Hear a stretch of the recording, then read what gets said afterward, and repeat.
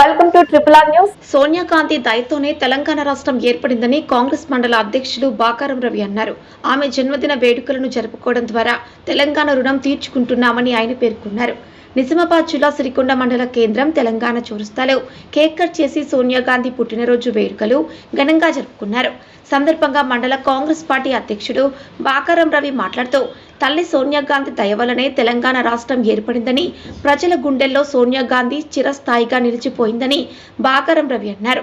కార్యక్రమంలో జిల్లా నాయకుడు Golla Erranna, Ramachandar, OBC cell general secretary Gyama Shuban, minority cell అధ్యక్షుడు సయ్యద్ ఆసిఫ్, కిసాన్ కేత్ మండల అధ్యక్షుడు గాదరి నర్సారెడ్డి, యూత్ మండల అధ్యక్షుడు ప్రవీణ్ వీర్, ప్రధాన కార్యదర్శి రాము, గ్రామశాఖ అధ్యక్షులు దిగంబర్, మామిడి కింద నరేందర్, దేగం సాయన్న, సిరికొండ రమేష్, రాజేందర్ గౌడ్, హేమంత్, రాకేష్, బాకారం సంతోష్, లియాకత్, జాఫర్, కాంగ్రెస్ నాయకులు కార్యకర్తలు పాల్గొన్నారు. ట్రిపుల్ ఆర్ న్యూస్ రిపోర్టర్ ఎం రాజేశ్వర్, మండలం సిరికొండ, జిల్లా నిజామాబాద్.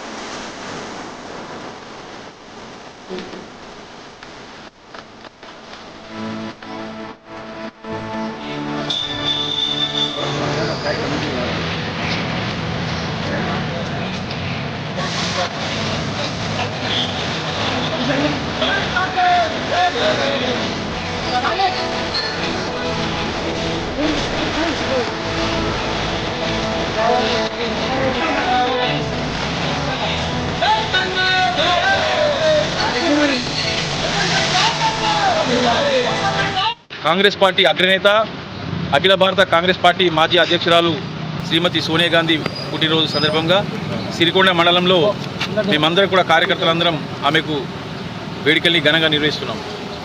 మరి మనం గత 10 సంవత్సరాల కింద చూస్తే ఆ రోజు ఈ తెలంగాణ కోసం ఎంతోమంది బలిదానం చేసుకున్నారు. తెలంగాణ కోసము గత 60 సంవత్సరాల్లో పోరాడుతుంటే మరి ఆ రోజు 2004లో చెప్పారు, కాంగ్రెస్ పార్టీ అధికారంలోకి వస్తే మేము ఇస్తామని చెప్పేసి మాట ఇవ్వడం జరిగింది. దానికి కట్టుబడి 2009లో ఆమె పుట్టినరోజు సందర్భంగా డిసెంబర్ 9 నాడు ప్రకటించారు. మరి సోనియా గాంధీ గారు నిజంగా చెప్పాలంటే ఇలా ఈ తెలంగాణ ఇచ్చిన దేవత.